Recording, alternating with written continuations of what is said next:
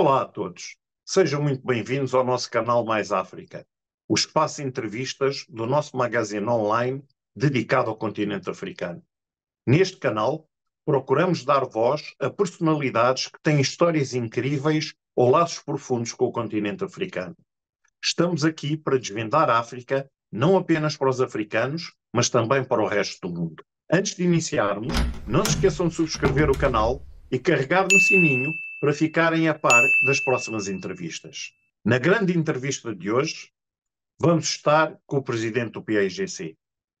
Eu sou Francisco Santos, o vosso anfitrião, e mal posso esperar para partilhar esta experiência única convosco. Vamos a isso.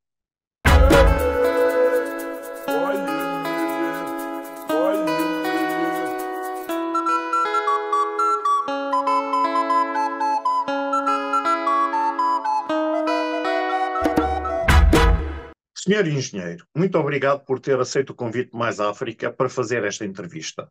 É um prazer tê-lo aqui connosco. Para os nossos seguidores e para todos os outros que vão assistir a esta entrevista, estamos aqui com o engenheiro Domingos Simões Pereira, presidente do Partido Africano para a Independência da Guiné-Bissau e Cabo Verde, ou seja, o PAIGC. Também já ocupou outras funções, incluindo a de secretário executivo da CPLP e a de primeiro-ministro da Guiné-Bissau. Mas não há ninguém melhor do que ele próprio para se apresentar. Espero poder, ao longo desta entrevista, aportar algo de interessante para o conhecimento dos nossos países e das oportunidades que representam. Bom, em termos da apresentação, acho que estou bem apresentado.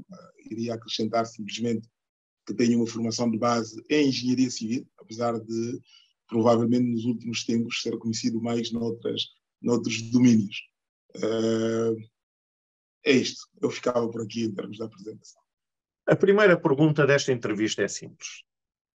Como vê a situação atual da Guiné-Bissau, especialmente do ponto de vista económico e do investimento? É sempre muito difícil dissociar esta avaliação económica dos pressupostos políticos, mas eu penso que o desafio é exatamente esse. Portanto, reconhecermos que, independentemente dessas dificuldades, como é que olhamos para as perspectivas económicas. Eu penso que é preciso dizer que, infelizmente, os nossos países continuam a ser países de grande potencial económico.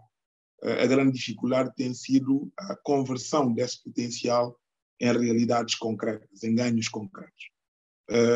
Portanto, eu continuo a sublinhar que, na prática, é impossível dissociar a componente política, mas a Guiné-Bissau tem grandes potenciais, porque isso é que eu penso que o fundamento do desenvolvimento de qualquer sociedade tem que estar num conhecimento real das suas potencialidades e numa visão estratégica que tenha capacidade para transformar essas potencialidades em ganhos concretos. Não é? Quando nós falamos da Guiné-Bissau, nós falamos sobretudo de 4, 5 grandes potenciais de desenvolvimento. A castanha de caju já conquistou um espaço bastante importante, mas infelizmente nós continuamos a fazer uma exportação em bruto, sem qualquer aproveitamento local, sem adicionar mais-valia a esse produto, sem oferecer mão de obra local para as pessoas.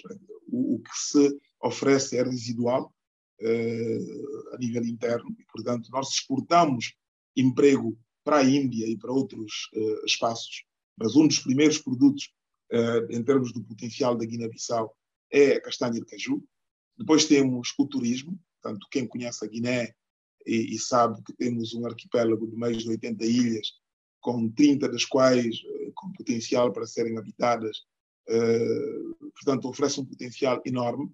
Mas o que é que são ilhas? Como é que se pode falar de turismo se não há investimento e não há infraestruturas? Mas também tenho que começar por trás e dizer não há estabilidade e, por isso, não há condições de segurança. Terceiro, eu falaria em pescas.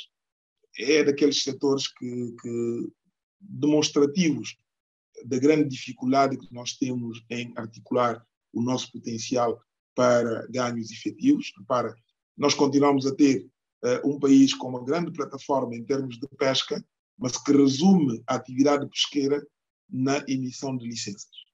Não é? E, portanto, isto é por demais conhecido que essa é uma estratégia errada.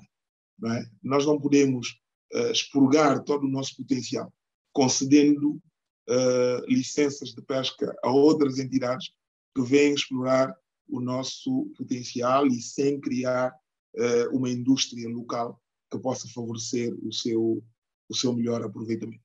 Depois diria que em termos de produção cerealífera já fomos um potencial. Bom recordar que nos anos 60 a Guiné exportava arroz. Hoje dependemos fortemente da importação, até porque nós somos um país ribeirinho, um país plano, onde com o elevar do nível médio das águas do mar estamos a perder zonas de cultivo muito importantes e, portanto, é preciso olhar também para isso. E, finalmente, aquilo que muitas pessoas gostam de colocar como o número 1, nós gostamos de colocar como o último, não é? Os recursos mineiros. Porque, quer dizer, se a economia não estiver estruturada, se não se criar todas as infraestruturas necessárias para esse efeito, não é? O facto de dispormos de importantes reservas de fosfato, de bauxite e de outros minérios pode não ter a significação que poderia e deveria ter.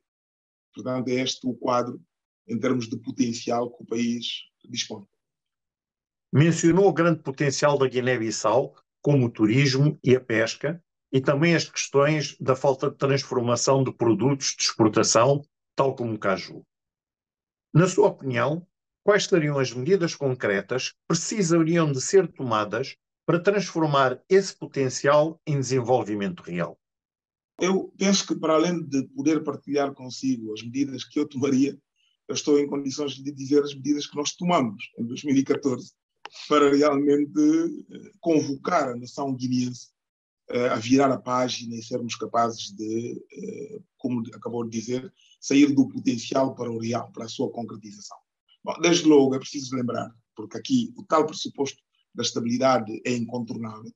Portanto, eu, representando um partido que ganhou as eleições com maioria absoluta, esquecemos, entre aspas, a tal vitória com maioria absoluta e convidamos o maior partido da oposição, não é? A juntar-se a nós na formação do governo.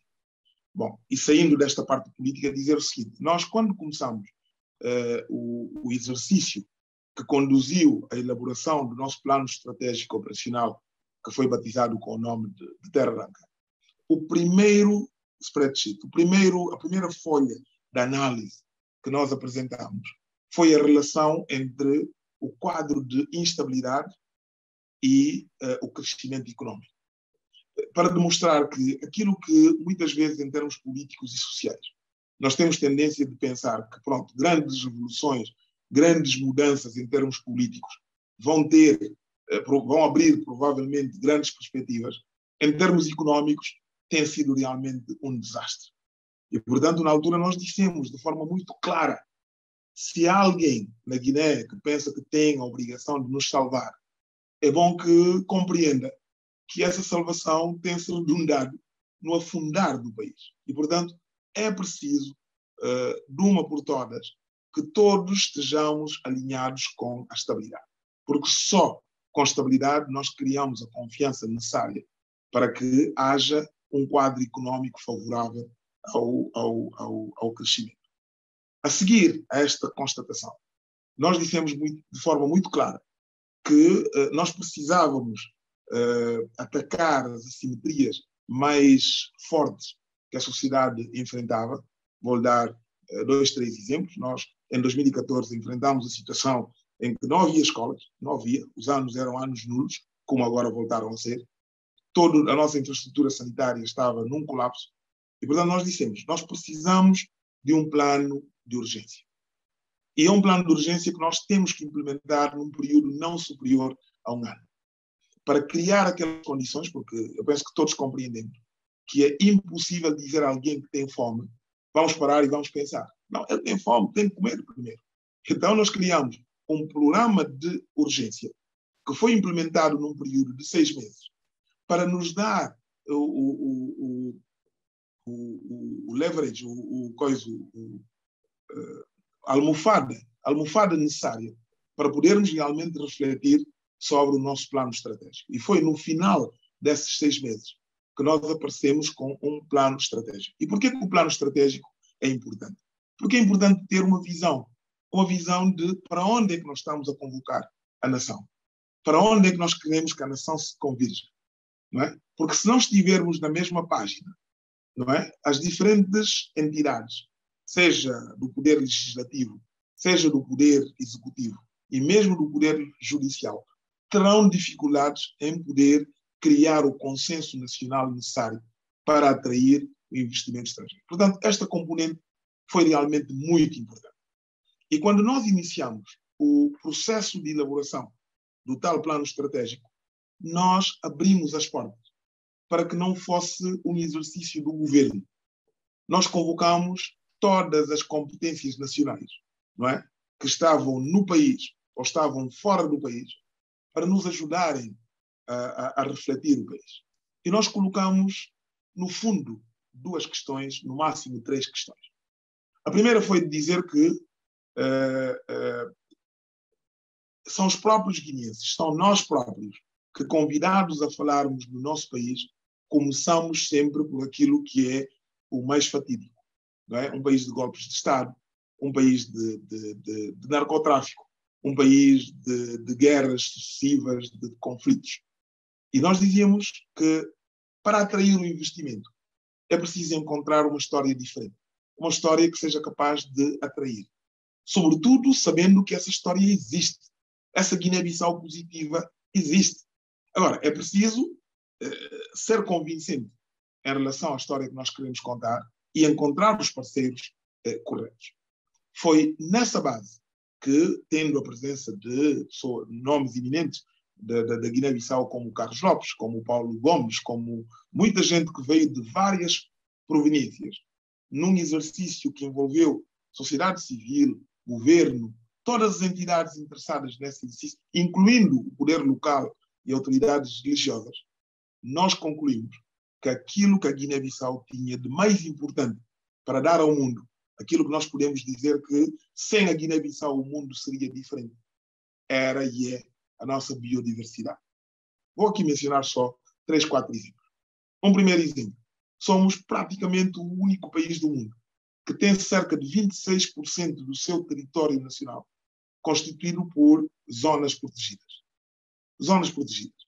Segundo, nós temos uma costeira que alberga uma floresta nós na Guiné chamamos de tarrafo, que é uma zona de reprodução dos peixes que todo o resto da costa ocidental africana não apresenta. Ou seja, em certa medida, aquilo que nós vamos encontrar como reserva pesqueira do Senegal, da Mauritânia e de muitos daqueles países da sub-região têm como proveniência o mangal da Guiné-Bissau.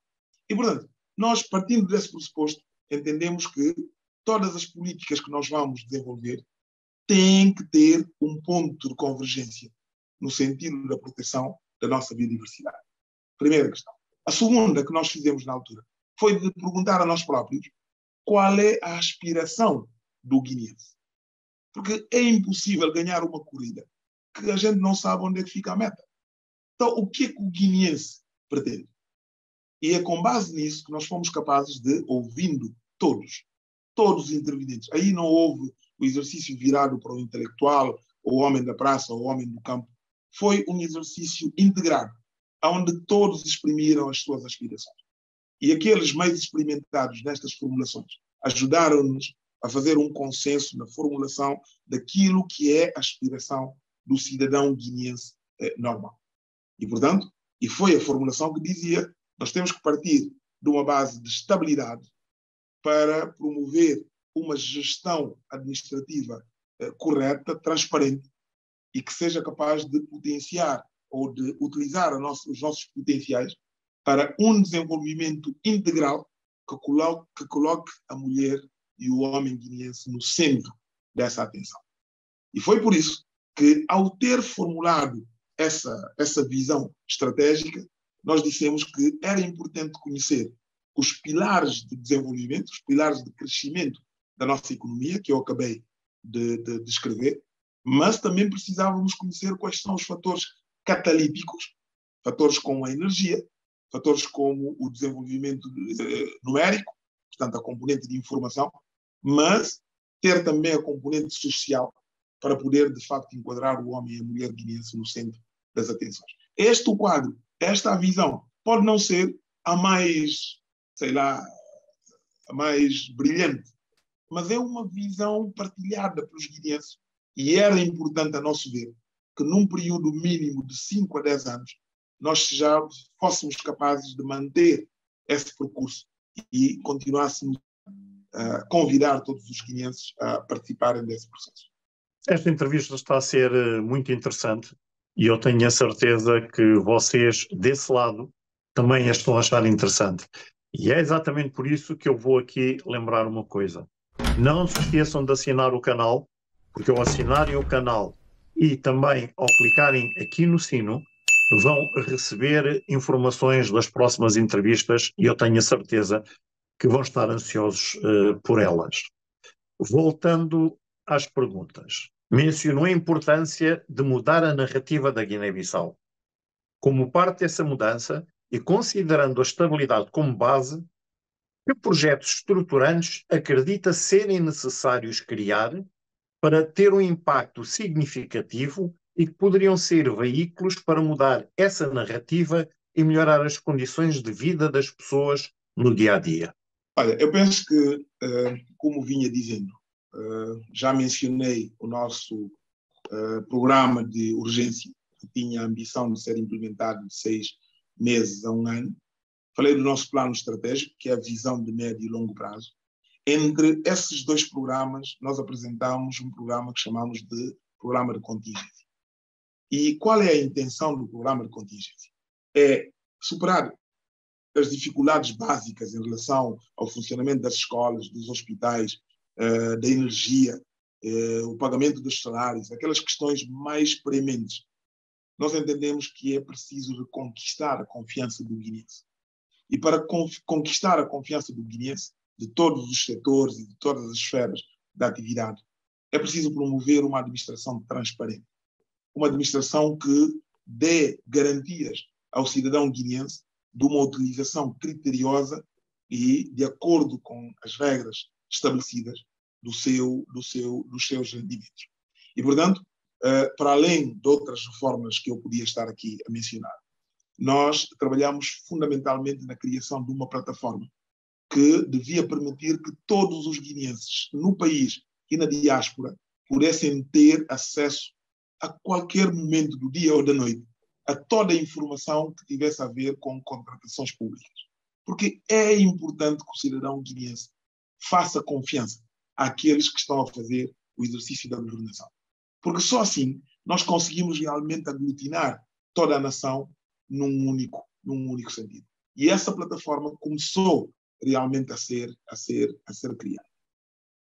Nós tivemos a consultoria de um técnico expatriado que trabalhou no sentido daquilo que ele chamava dos mecanismos de criação da confiança.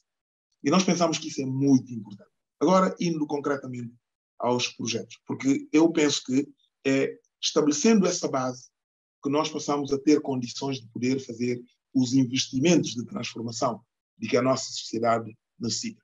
E aqui não há dúvidas. O grande problema do país é a infraestruturação, mas uma infraestruturação que não pode perder de vista que tem que criar emprego para a Guiné-Bissau. Repara, nós temos um país que, em termos de infraestruturas, está completamente desenquadrado. Por que eu estou a dizer que está desenquadrado? Quando nós nos referimos aos anos 73, 74, os anos da independência, não é? A nova administração herda de uma administração colonial. E uma administração colonial, pelo menos a administração colonial portuguesa, não podia ter uma vocação de desenvolvimento. A vocação dessa administração era criar condições para o perpetuar desse regime. Por que eu estou a dizer isso? Não é para oferir simplesmente a componente política. É para dizer que a criação das infraestruturas nunca seguiu a lógica do desenvolvimento. Não é? E qual é o exemplo mais expressivo dessa realidade? Eu posso lhe dar o exemplo das infraestruturas rodoviárias, não é? Porque eu trabalhei muito tempo ligado a essa componente. A rede rodoviária da Guiné-Bissau é constituída de cerca de 1.300 e tal, 1.385 quilómetros de estradas, entre estradas principais, secundárias e outras. E vai verificar que destes 1.385 quilómetros, provavelmente menos de um quinto será a quantidade de estradas de que dispõe o Sul. E por que isto é relevante? É relevante porque o Sul é o nosso celeiro, é a nossa área de produção. E, portanto, nós temos infraestruturas colocadas lá onde não há produção. E lá onde há produção, não existem essas infraestruturas. E eu achava, eu enquanto diretor-geral de estradas, sempre que fui confrontado com essa realidade, vamos fazer, por exemplo, um estudo de viabilidade, vou dar-lhe um exemplo do estudo da viabilidade da estrada Buba-Catió, não é? Vamos ser confrontados com uma realidade em que todos os potenciais financiadores, neste caso, por exemplo, o BAD, utilizam um mecanismo de análise da viabilidade económica por via da contagem do tráfego. O que é que isso dá? Dá que quando nós vamos fazer a contagem do tráfego entre Buba e Catió, não vamos encontrar nenhuma viatura. Por quê? Porque a estrada não está em condições e não é atrativa. Nós levamos muito tempo a convencer o BAD que esse método do cálculo estava mal. Qual é o método do cálculo que tem que ser utilizado nestes casos? É o método do potencial. Portanto, quando nós auferimos qual é o potencial da produção na zona sul, incluindo Catió, Quinara e toda essa região sul, é esse potencial de produção agrícola, mas não só, que tem que ser distribuído pelo número de caminhões necessários para a sua evacuação. E, obviamente, saímos de 4,5% de taxa de rentabilidade da estrada para mais de 12%. É óbvio, porque é essa a realidade. E, portanto, nós guineenses temos que compreender essa realidade. Não é um problema de eu dizer que eu não quero, por exemplo, estradas entre Bissau e Safim, ou entre Bissau e Quiamé. Não é isso. Nós precisamos dessas estradas. Mas eu tenho que ter uma ideia clara de onde é que está o potencial do meu crescimento e aonde é que eu devo tocar para que, primeiro, eu comece a ter riqueza. Porque é com essa riqueza que eu vou criar outras infraestruturas complementares, porque sabemos que lá onde estiver uma alma guineense tem o direito de usufruir das mesmas condições que os outros têm. Agora, se eu não iniciar nos sítios onde eu tenho capacidade de rentabilidade econômica, eu vou ser, sim, um governo social, mas um governo social insustentável, porque a economia não me acompanha. E, portanto, é este equilíbrio que nos fez, na base do nosso plano estratégico, desenhar um novo mapa de infraestruturas da Guiné-Bissau. E as pessoas diziam, mas querem fazer em Bafatá, não estão a fazer em Gabu. Não leram o nosso documento. Nós dissemos, por exemplo, se você tem 3 províncias, não estou a falar do centro. Portanto, tem a província sul, onde tem, sobretudo, as regiões de Quinara, Tombali, no continente, e tem Bulama, Bichagós, nas ilhas. Leste tem Gabu e tem Bafatá. Norte tem, sobretudo, o Cacheu e tem Oio. Por onde é que vai começar? Quando nós optamos por fazer um processo de desenvolvimento em termos rotativos. Obviamente, nós dissemos, Gabu tem um potencial de exploração de bauxite. E, portanto, bastará que haja um plano estratégico bem fibrado em relação ao bauxite para realmente envolver a região de Bafetá, de Gabu, desculpa, a região de Gabu, por causa do boi. Então, significa que, para que toda a região, toda a província leste possa realmente acompanhar essa dinâmica do desenvolvimento, a nossa atenção tem que ser centrada em Bafetá. Porque o potencial de Bafetá é agrícola e é a transformação agroindustrial. Quando nós começamos isso, a nossa oposição, que não percebeu e não deu uma única oportunidade a esse processo, disse, estão a ver, estão a priorizar Bafetá, não estão a priorizar Gabu. Norte, nós dissemos, temos que começar por Cacheu. E nós quisemos centrar todo o nosso potencial em termos de pesca, seja a formação, seja unidades de produção de barcos de pesca, seja indústria de transformação em Cacheu. Lançamos, inclusive, a ideia de criação de um Porto Franco, em Caxias. As pessoas dizem, estão a ver, estão a esquecer farinha. Não estamos a esquecer farinha, não estamos a esquecer óleo. Mas óleo tem uma das importantes reservas de fosfato. E, portanto, o plano estratégico que for dirigido ao fosfato vai cobrir aquela região. E assim sucessivamente. E termino a resposta da pergunta que me fez, dizendo o seguinte: quando nós escolhemos a infraestruturação do país, escolhemos os potenciais do nosso crescimento econômico, nós temos em perspectiva criar postos de emprego. E nós dissemos, num prazo de 5 anos, a Guiné-Bissau tem potencial para criar, no mínimo, 40 mil postos de emprego, diretos e indiretos. Mas isso é preciso realmente seguir o plano estabelecido para esse efeito. Vamos falar de um tema atual. Como sabe, tem havido uma série de golpes de Estado na África Ocidental, nos chamados países francófonos, portanto, as ex-colónias francesas. Eu penso que as lideranças africanas têm que começar a perceber que não se pode governar para satisfazer as agendas internacionais. Nós temos que governar para satisfazer a agenda da nossa própria população. Isso quer dizer o quê? Nós não podemos continuamente dizer que a democracia é um regime tão complexo que realmente na África tem dificuldades em se impor, e vai daí nós fazemos todo o tipo de ajustes, arranjos, e depois dá mal. E depois dá mal. E, portanto, eu penso que é preciso dizer de forma clara e sem equívocos que quando as instituições democráticas não funcionam, nós convidamos a população e convidamos as forças vivas da nação a procurar outro tipo de soluções. E é o que está a acontecer nesses países. Todos nos lembramos, a União Africana proclamava alto e bom som, não é? A tolerância zero aos golpes de Estado. Só que a tolerância zero ao golpe de Estado devia ser, não é? Devia ser concomitante com a tolerância zero à alteração dos dispositivos democráticos dos países. Portanto, quando você não tem capacidade de fazer isso, o que é que significa dizer tolerância zero aos golpes? Quando tu sabes que não estás a cumprir aquilo que é a expectativa do teu próprio povo. O povo, algum dia, vai chamar a si a responsabilidade de repor a normalidade.